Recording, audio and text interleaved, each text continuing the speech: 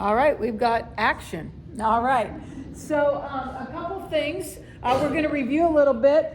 If you have your Bibles, let's go ahead and get to Genesis 44. Genesis 44. And just kind of review, kind of get back to where we were. I've been trying to juggle all this stuff, so we'll just see how it goes. Okay. So we've been following all the events of Joseph's life up to this point. He started as a shepherd. He ends up in the pit. Then he ends up where after the pit? In Egypt. He's sold into Egypt, and he's in the house of Potiphar. And things are going well because the Lord was with him, and he's put in a place of leadership. And then, of course, we know Potiphar's wife, not a very nice woman. And so then where does Joseph end up? In the prison, okay? Doesn't deserve to be there, but that's where he is. And while he's there, we have the cupbearer and the butler, and they have their dreams. And, of course, we find out that Joseph can interpret dreams because God enabled him to interpret the dreams. And he said, don't forget me, but the cupbearer did. For how long was he forgotten? Do you remember?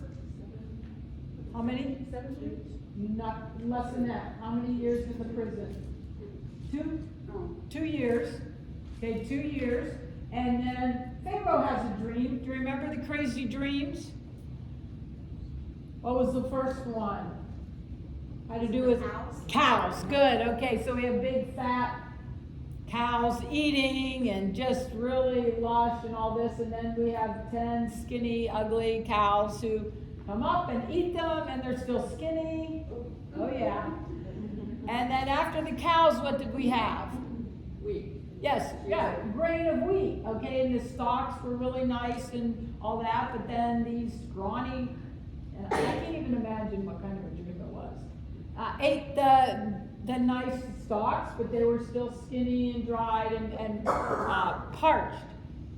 And so that's when the cupbearer remembers Joseph. It was God's time. It was God's time. We really need to trust God's time. If you're like me, waiting can be challenging, and we don't want to wait, but we have to trust God's time. We really do. So we know in the scripture that when they called Joseph up, it happened very quickly, immediately. All right, so when God does his thing, it's immediate. And so they clean Joseph up. He interprets the dreams. So let's review the dreams. What did those 2 dreams mean? Yes, they were going to have 7 years of plenty and 7 years of famine. Interestingly enough, they said that the 7 years of famine would be so bad that they would forget the 7 years of plenty. I was thinking about that, and I was thinking that sometimes when we're going through a really dry, hard, challenging, testing time, we sometimes forget how good God is and how things were when things are just going pretty good because we're just stuck where we are. And I want us to hold on to the promise that God never leaves us nor forsakes us. He's got it all figured out. And so when we're going through that time, we just have to hold on to his promises that are good, that he always fulfills, that we experience in the good times. You know, that kind of thing. So reminding ourselves of truth. So it all came to pass, didn't it? There were 7 years of wonderful plenty. And what did Joseph do during the time of plenty? Stored up. He stored up. He was very wise. He would take parts of the harvest and he built storehouses all through Egypt. He didn't just hog them in one place. He wanted to have a way to disperse all that food and that grain so that people didn't have to travel far. I mean, it was there for them. He was very wise. And so the people came. And where was the famine located? Was it just Egypt? Everywhere. everywhere. It was throughout the whole world that they knew at that time. And so it had come all the way up to Canaan. And so, of course, Jacob and the sons were experiencing the famine. And so Jacob sends them down to Egypt. So we were playing with the timeline, I think, last time. And when the story started, how old was Joseph? 17. And then when he gets out of the prison into Pharaoh's, how old was he then? 30. So 17. So 13 years around between when he's a shepherd until he's second in command in Egypt, in charge of 13 years. That's a long time to go through all the things that he did. Hard things. And so then we have 7 years, plenty, so 37, he's 37, and now his brothers come to Egypt, probably a year later, maybe, how long the famine had been, so maybe he was 38 or 39. When his brothers came, did they recognize him? No. Absolutely not. Why? He was probably shaved. He looked like an Egyptian. I want to start singing "Walk Like an Egyptian," but I won't. But he looked like an Egyptian. He probably spoke that language. Of course, 17 to about 38, there's 20 years. You know, people change. But he recognized his brothers, didn't he? He recognized them. But he wasn't going to reveal who he was just yet. Why? Why didn't he reveal himself right away? We didn't talk about this, but I'm giving you extra tonight. He wanted to find out about his dad, Benjamin. He wanted to find out about his dad. He wanted to find out about Benjamin. Maybe, what? Payback. Maybe, like, we're going to give them a little test. We're going to, do I trust them? You know, that kind of thing. So I think he was kind of filling out the situation. How's Dad? How's Benjamin? What are my brothers going to be like? How are they going to react? So I think that was wisdom too, because I believe this. God probably, I really believe Joseph listened to God, and he wasn't going to reveal himself to them until he felt like God said, now, it's time. It's time. So, where's my clicker? I got it somewhere. Help me out. Come on, where did I put my clicker? There it is. And guess what? Oh yeah, I need to tag it. I think I got it to work this week. Yes, okay, it's time. It's time for Joseph to reveal himself. All right, so the brothers come. He gives them grain, they pay him. But what's the caveat for them as far as returning? They had to bring Benjamin. And who was left behind? Do you remember which brother was left behind? Simeon, good. So Simeon was left behind. Poor Simeon. Left behind in prison. He drew the short straw. And the caveat was, if you come back, you got to bring Benjamin. And then I'll let Simeon go. So they get home. They find out the money's there. Their dad's upset because Simeon's back there, and they have to take Benjamin. So they waited a while. I don't know if you remember this, but Judah said, we could have been down to Egypt and back at least twice. I mean, I'm thinking Simeon's probably wondering, what in the world is the brothers doing? Leave no man behind. I mean, come on. And so finally, yes. But it was his idea to put Joseph in the pit. That's true. That's true. I mean, yeah, very true. So payback, yeah, a little bit, yeah.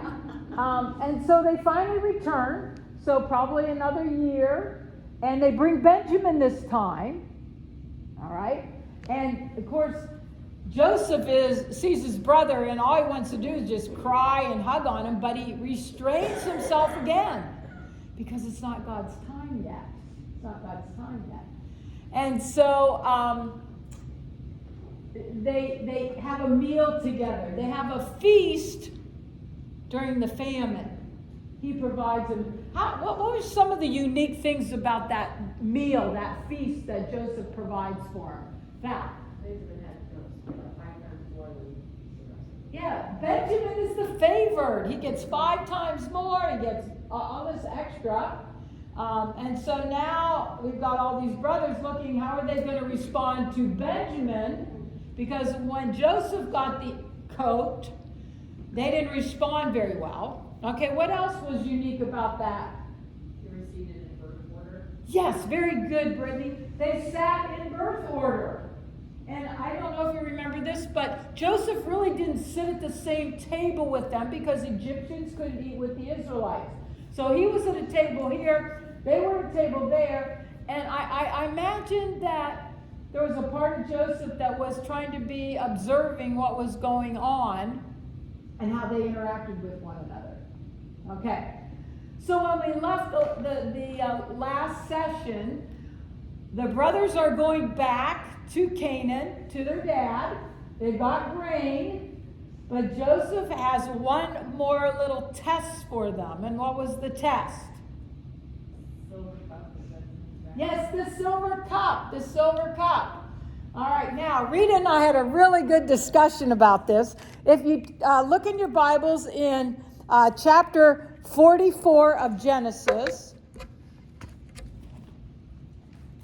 I didn't say a lot about it, and then Rita and I talked about it, and I thought we better talk about this. Verse 3, please. It says this, as morning dawned, the men were sent on their way with their donkeys. They had not gone far from the city when Joseph said to his steward, go after those men at once, and when you catch up with them, say to them, why have you repaid good with evil? Isn't this the cup my master drinks from and also uses for divination? This is a wicked thing you have done. If I'd been the steward, I would have thought, is Joseph like schizophrenic or double personality? Because the steward was the one that put the cup in there because Joseph told him to put the cup in there. He's just listening and obeying, and then all of a sudden says, wait a minute, I want you to go back and get the cup. So his head must have been spinning. Notice he talks about the cup of, the silver cup. It was used for 2 things.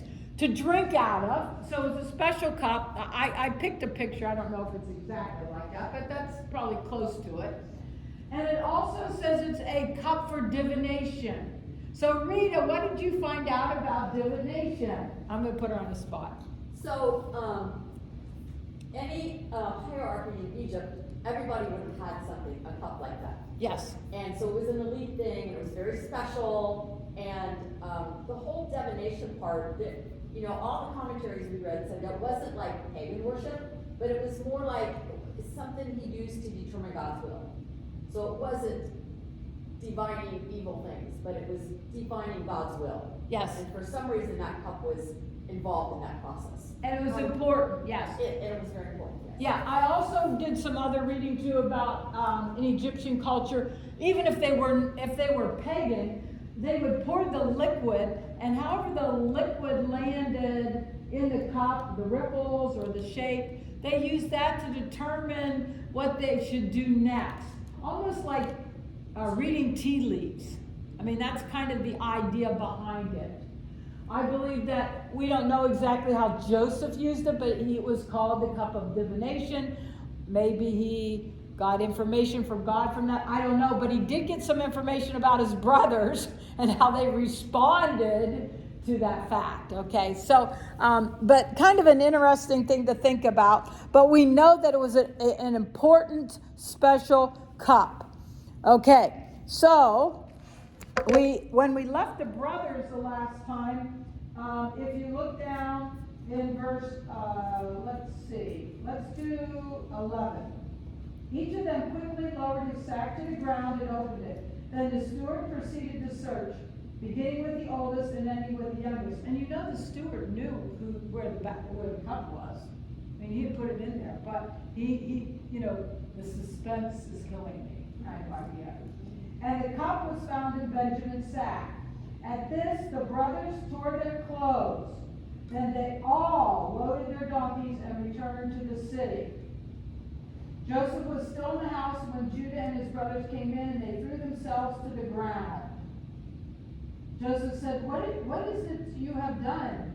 Don't you know that a man like me can find things out by divination? So that's kind of where we left them.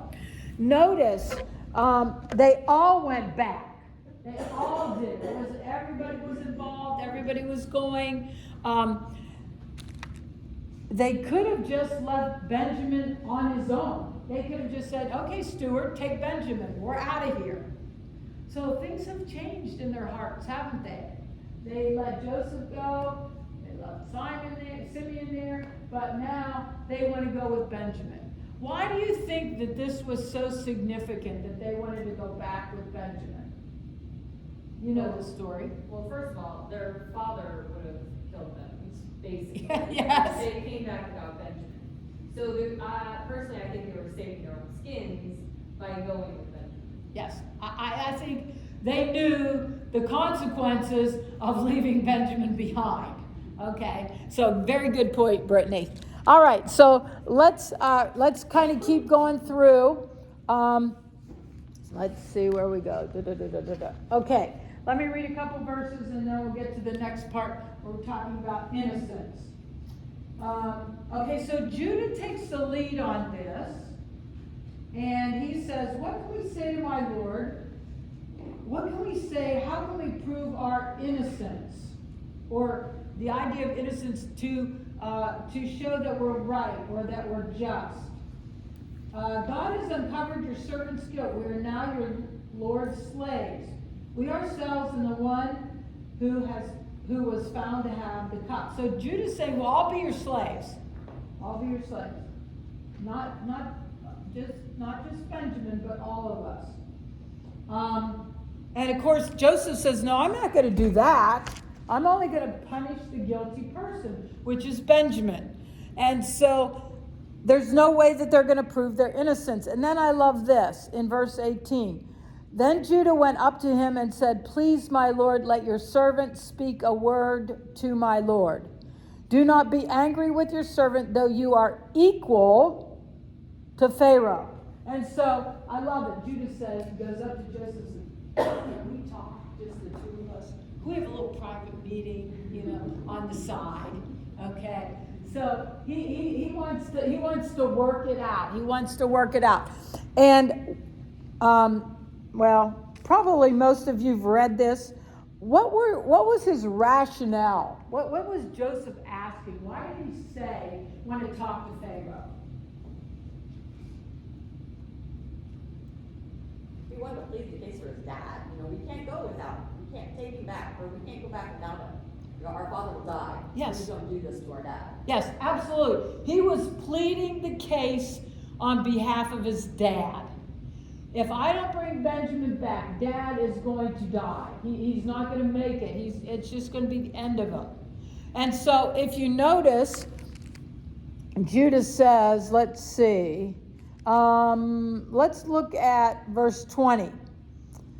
We have an aged father, and there's a young son born to him in his old age. And this, slow down, Diana. We have an aged father, and there is a young son born to him in his old age. His brother is dead, meaning Joseph, and he is the only one of his mother's sons left, and his father loves him. Okay, down to verse 23. Unless your youngest brother comes down with you, you will not see my face again. So Joseph had put them in a hard spot. And so Dad said, yes, we can. And then let's see, I want us to go to verse 29. This is what Jacob has said. If you take this one from me too, and harm comes to him, you will bring my gray head down to the grave in misery.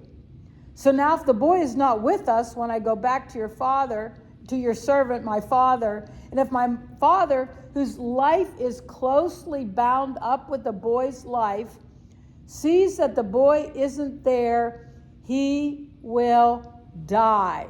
Verse 32, your servant, meaning Judah, guaranteed the boy's safety to my father. Verse 33, now then, please let your servant remain here as my Lord's slave in place of the boy, and let the boy return with his brothers. Okay, so Joseph's pleading the case. He's saying, if I don't come back with Benjamin, Dad is going to die. So what's Judah's solution? What's the solution? I'll stay and send everybody home. Okay, I will stay in his place. Let Benjamin go, Judah, will stay in his place. I'm going to be the substitute. I'm going to be the substitute. Okay, so I hope maybe you kind of thought this through, that Christ came from the line of Judah. If you trace the genealogy, Judah is significant, okay? So if Judah had stayed, whoa, what would have happened? Also, I want you to get the idea of this. Judah really has kind of changed of heart. He was one that said, let's sell Joseph, save him, okay, sell him. But now Judah's willing to put himself in that position. Like Christ substituted for us on the cross. Really? I mean, it's that whole substitutionary kind of thing. So, you gotta love it, because I see it's like this test, they kind of passed it. They're okay with Benjamin. They're not jealous. They're not angry. They're willing to substitute for him. Okay, so I thought this was really interesting. We're going to read the first part of chapter 45, and we're going to notice that we have the next event, which is, I call it the point of suffering. So let me read these few verses, and then let's talk about why in the world did Joseph weep. And I've got some ideas that I've gleaned through a couple things. So, verse 45. And can you imagine what Joseph is feeling at this point? Judah's saying, we can't go back without Benjamin. Dad will die. I'll stay. I mean, I think it just was so much for Joseph. It was God's time. Then Joseph could no longer control himself before all his attendants, and he cried out, have everyone leave my presence. So there was no one with Joseph when he made himself known to his brothers. And he wept so loudly that the Egyptians heard him, and Pharaoh's household heard about it. And Joseph said to his brothers, I am Joseph. Is my father still living? But his brothers were not able to answer him, because they were terrified, alarmed at his presence. Okay, let's stop there. Okay, so, I mean, what a great scene. Joseph can't control himself any longer. He tells everybody to leave except the brothers. And they're probably thinking, what's going to happen now? And then he just cries. And notice it says he wept so loudly that they all heard him in the household. And then can you imagine the gossip? Hey, did you hear Joseph's crying? I don't know why he's crying, but he's really wailing. And it's unbelievable, and I can hear. What do you think it is? And I mean, all of that scuttlebutt's going through the palace. What's going on? What's going on? So, why did Joseph weep? There's lots of good answers. So let me hear, why did Joseph weep? Relief that he finally was able to tell his brothers that Yes. he was their brother. Yes, there's this sense of pent-up relief, because think about it. When they first came and he gave them grain and he said, don't come back without Benjamin, he did not know if they would come back. And then they did. All right, now he sends them away, but he's able to bring them back. And so everything has worked out. And the relief, I can finally reveal who I am. Okay? Why else might he have wept? At that moment, he may have realized God's plan. Exactly. He finally got to know why in the world before he had to go through all this suffering. Oh, now it's making sense, God. I get it. I get it. Because listen, have you been in situations where you don't understand what God's doing? And you question it and you're wondering, and what's the point of all this? And then all of a sudden, he shows you. And you're thinking, it's the aha experience. I get it now. And I can see it. Okay? Other reasons. Do you think it's possible, I don't know, is it possible, that the brothers have had some genuine, over this course of this 17 years, repentance for the horror that they had caused their family, the pain that they had caused their father, the pain that they had caused their brother, and for Joseph to see that they were now willing, rather than dump their little brother, Yes. they were willing to lay their lives down.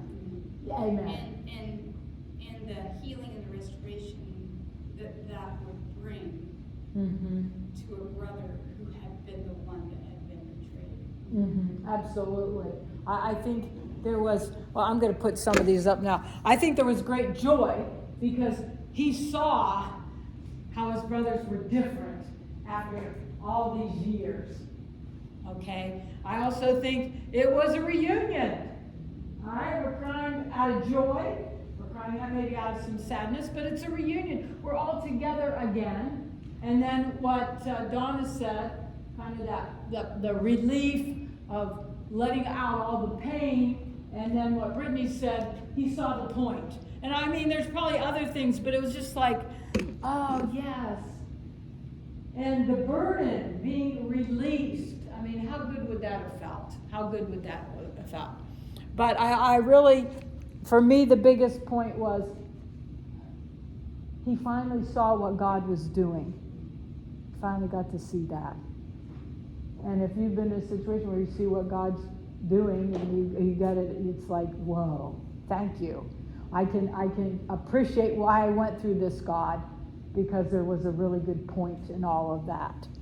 Okay, so then, let's see. Okay, so I love these two verses because he's revealed himself. The brothers how are the brothers responding? What does it say at the end of verse 3? Terrified. They're terrified. They're alarmed. They're speechless. They're saying, oh my word. This is Joseph?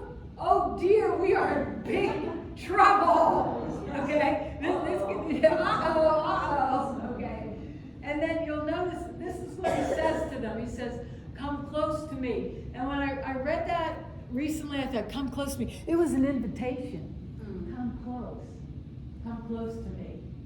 When they're probably like backing out of the room. He's inviting them to come close. And then notice what it says. Don't be distressed. Don't be angry with yourselves for selling me here.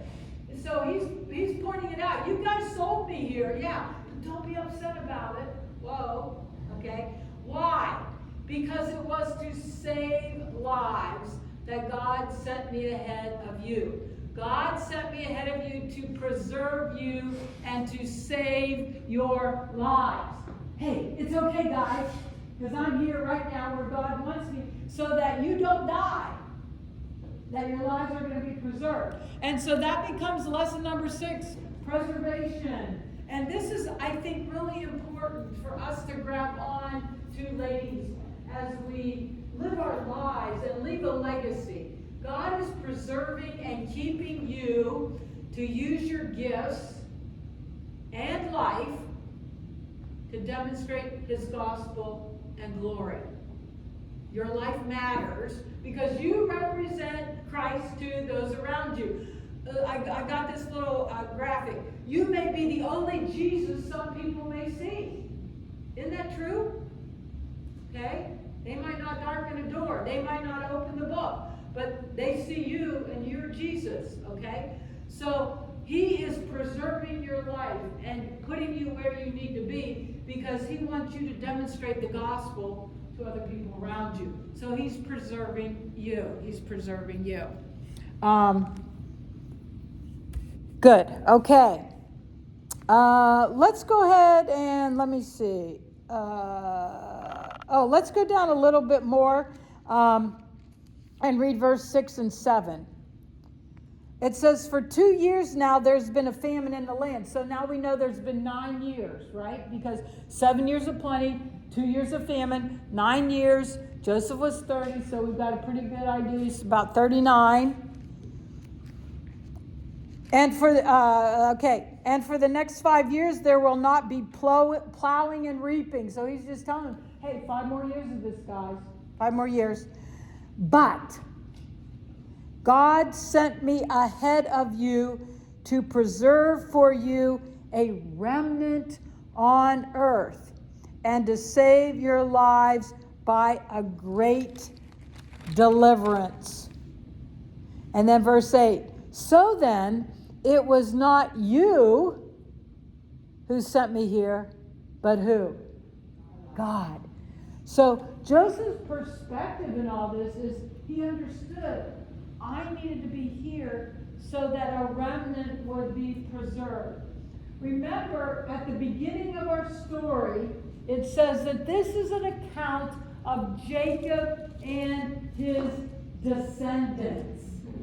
Jacob and his descendants. God was preserving these people because this is the children of Israel. This is going to be the 12 tribes. This is going to be the nation of Israel. I mean, this is great stuff. And if Joseph hadn't been there to preserve all this, well, God would have found another way, but this is the way he chose to do it. Okay, so preservation of a family. Preservation of a family. Let's see. All right, let's read a couple more verses. Gotten on the video.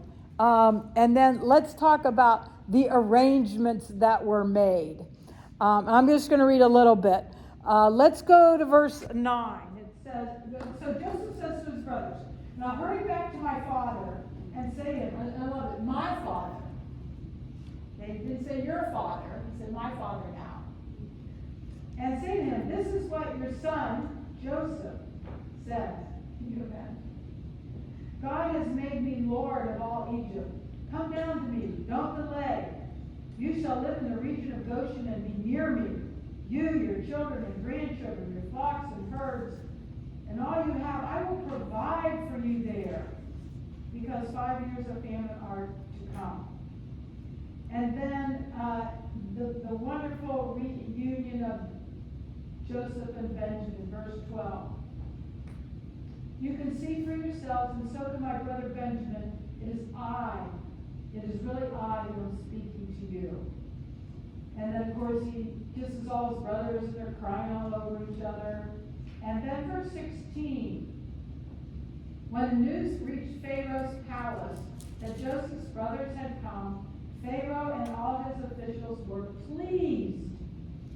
Tell your brothers, do this, load your animals and return to the land of Canaan and bring your father and your families back, and I will give you the best of the land of Egypt, and you can enjoy the fat of the land. Okay, so what were the arrangements? What were his instructions to them initially? What are they supposed to do?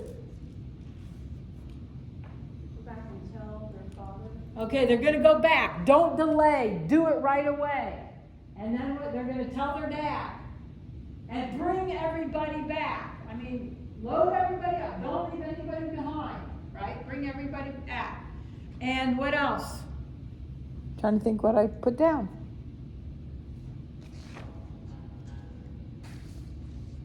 So bring everybody. Children, grandchildren, flocks, herds. Oh, tell Dad everything. And bring him. Bring my dad back. He's gonna have a heart attack when he finds out I'm still living. Go bring him back. Can you imagine that conversation that the sons had? Oh, well, how they can explain it? Yeah, yeah. Like, okay. Here's his code called blood, he got killed, sorry, he's dead. Yeah. Oh, sorry, Dad, we were wrong. We psyched you out. Yeah. Okay, yeah. And then icing on the top of the cake, because guess who else is on board with them all coming back? Pharaoh. That's significant. That's significant. And notice, Pharaoh says he's going to give them what kind of land? The best. Okay, so I'm doing a map, so I'll give you a second, but you gotta have a map. Every time you gotta have a map. Maps. So, this is where they were going to establish themselves. So here's Canaan, here, and they're gonna come back, and I can imagine, they're thinking, this is where Joseph went when we sold him into slavery. And notice right up here how green it is. That's the land of Goshen. It is in a very fertile area of Egypt, not as dry, and it's perfect for raising flocks and being shepherds. And of course, Egyptians didn't like shepherds, so they were separated. The other thing that was really cool about this, I don't know if you've ever thought about this, but they were closer to Canaan. If they'd been down here, they would have been farther from Canaan. So when Moses delivers them from Egypt, they're already there. So now we're going home. So they're a little closer. But there's the best land that they could have even had. So, I mean, doesn't God do things well? He did things really well. Okay. So we're gonna kind of keep going. Okay. So let's read just a little bit at the end of 45.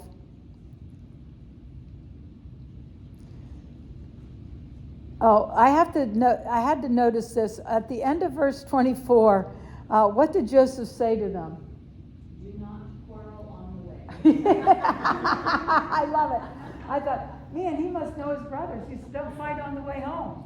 And You said to do it. No, you said to do it. I didn't do it, you did. there'll be the blame game. What are we going to tell Dad? Yeah, right. Oh, we shouldn't. Oh, no. I mean, there's probably a lot of discussion being made. And so, verse 25, so they went up out of Egypt and came to their father Jacob in the land of Canaan. They told him, Joseph is still alive. In fact, he is the ruler of all Egypt. Jacob was... In shock. Okay, my Bible says stunned. What are some of the other things that people have? Numb. His heart stood still. His heart stood still. Heart attack. I mean, can you imagine? Hey, Dad, by the way, Joseph is still alive. And by the way, he's like this big ruler in Egypt. I mean, I think you feel some disbelief. Oh, absolutely. Are you, pinch me. Is this a dream? What are you talking about? Okay. Let me see. Jacob was stunned. He did not believe them. But when they told him everything Joseph had said to them, and when he saw the carts Joseph had sent, the spirit of their father revived. And Jacob said, I'm convinced. My son Joseph is still alive. I will go see him. And of course, we won't read it, but in 46, well, maybe we should, verse 3, God speaks to Jacob and he says, don't be afraid to go down to Egypt. Love this. Because I am going to make you a great nation there. I will go down to Egypt with you and I will surely bring you back again. Again, God's promise, the covenant. You're going to be a great nation. Great nation. Okay. Let me see where we are. Okay. So Jacob goes down. They're there for a while. I don't want to read all of it because I just want to read some parts of it. Let's read 26 and 27. Maybe not. No, that's not the right one. 28. No, wait, 47, 5, and 6.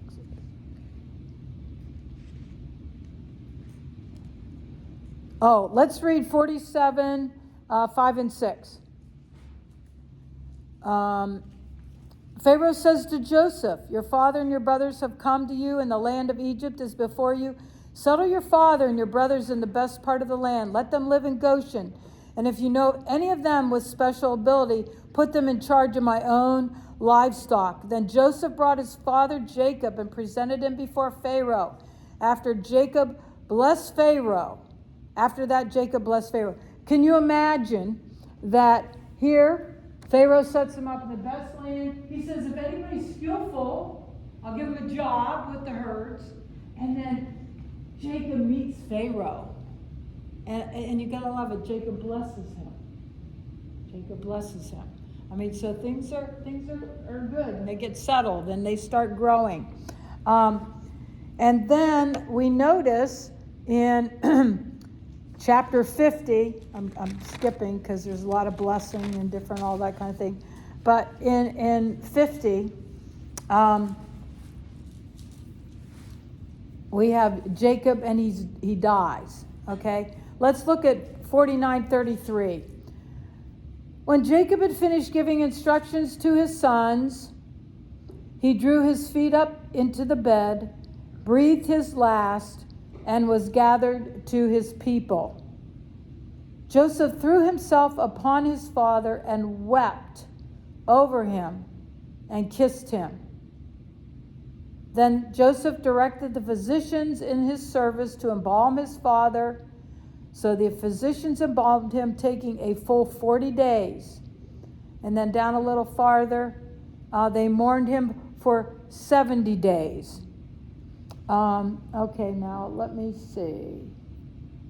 How long, where's the verse that tells how long Jacob lived there? Because I know it's in there. How long do you think? Are you talking about Joseph or Jacob? Jacob. Was it you and I that talked about that, Donna? Somebody and I talked about it. How long he lived in Goshen? Yeah. 17 years, but I got to find out where I found that. Jacob lived in Egypt in Goshen for 17 years, which is the age Joseph was when he was. Do you remember? Say again, Val? Yeah, Jacob, when they moved him to Egypt, 17 more years. And I know it's in there. Now, why didn't I? 47:28. Thank you. I knew I had it somewhere. Okay, yes. Genesis 47:28. Jacob lived in Egypt 17 years, and the years of his life were 147 years. I love that because I think Joseph only had 17 years with him, the beginning of his life, and he had his dad at least 17 years at the end. And I'm sure they were together and talking and all that. So what a blessing that God would do that for him. Okay, so now Dad's dead.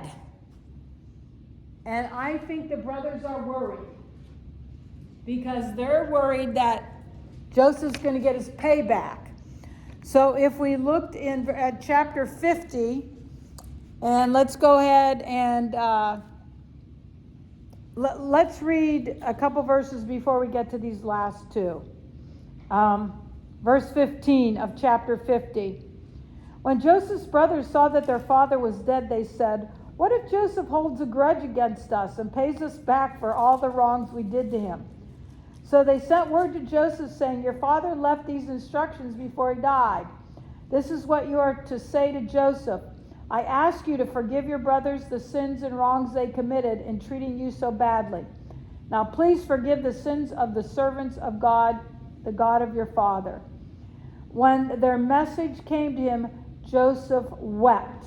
Okay, so first of all, do you think Jacob really gave those instructions?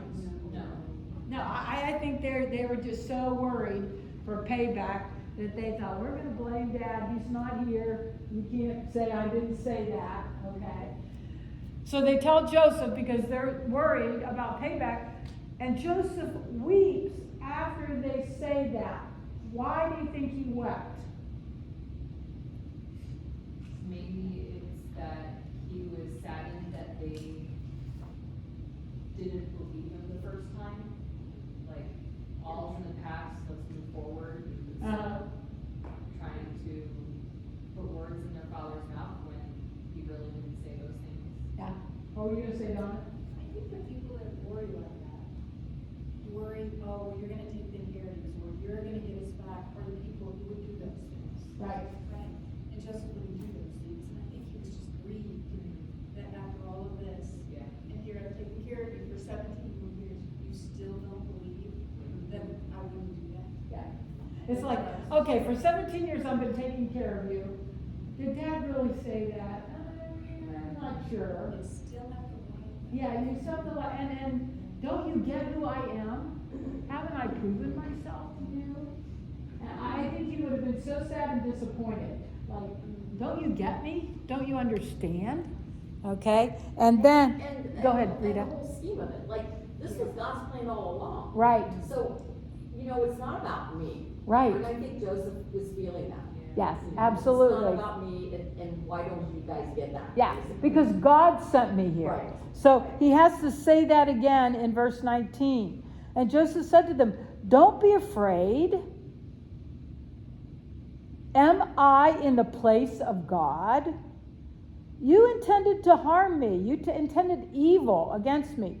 But God intended it for good, to accomplish what is now being done, the saving of many lives. This wasn't the Israelites, it was the Egyptians and other people in the world. So then don't be afraid. I will provide for you and your children. And he reassured them and spoke kindly to them. I don't know if I would have had the patience. I mean, like, come on, guys. And then,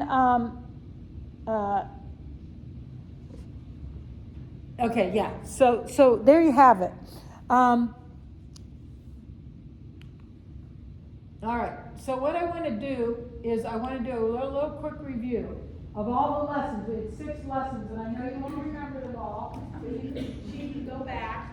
But the first lesson that we talked about was preparation. Remember that everything in Joseph's life was preparing him for the next thing. So he could be second to Pharaoh. Can you remember the next one? Anybody cheating and looking? Purpose? Yes, okay. God has a purpose for what he was doing. And we see Joseph's big purpose was to save a lot of people. What was the third one? Preserve. Oh, that's the last one. Plan. Good. Oh, perseverance. Whoops, there you go. Joseph had to persevere through everything. And I think the second one was patience, because that was in the prison. And then we have plan. God had a plan in all this. And finally, preservation. So we have all those P's, but what we're seeing is God working all through Joseph. I'm going to give you the points to ponder, and then I'm going to give you a few minutes to talk at your tables. But I guess maybe I can throw this out there. What did we learn about God's character in the life of Joseph? What we can say about who God is? I think God's sovereign purposes are always good, even Okay, God's sovereign purposes are always good, even in suffering. Good. What else do we know about God? Faithful. He's faithful, absolutely, 100%. He is always faithful, even when it doesn't seem like it. What else? He's true to his word, even from Abraham. Yes. I mean, it's evident. Yeah, all the way from Abraham, true to his word, true to Joseph's dreams. Okay, always good. What else? Merciful. Merciful. Remember, talking about having mercy and compassion, and that's seen through Joseph. In some ways, Joseph is a really good example of how Christ reacted. Okay, good. And then, am I trusting God with the events of my life, or am I manipulating them for my own purposes? And you know, sometimes we have to step back and say, okay, is this God or is this me? It's God or me. And then I had a couple more. As God is preserving my life for him, what is my responsibility? So to me, I think about, okay, God wants to preserve me and use me. There is, in a sense, a legacy.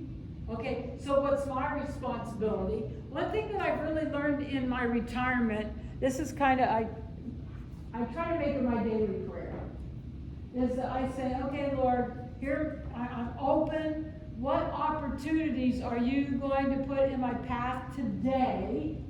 Let me be aware of those opportunities, and let me be open-handed to receive those opportunities. And that helps me not manipulate too much.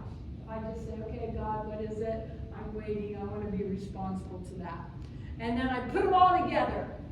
Am I willing to submit myself to God's preparation, God's purpose, God's plan for my life with perseverance and patience, knowing He's preserving me for His glory? I mean, there it is all together. And then finally, just this little one, because God is faithful and trustworthy, I need to surrender to Him. Okay, so those are those points. I thought I'd give you, we've got a little bit of time. On your papers, there's a table discussion, and it is of the lessons, and you may not remember all the lessons, but of the lessons that we talked about, what are some key things that have impacted you? What was your big takeaway from this whole series of lessons? Was it a certain lesson from Joseph? Is there a certain truth that God really just cemented in your heart? So I'm going to take a couple minutes with your group, think about it a little bit, and then we'll share.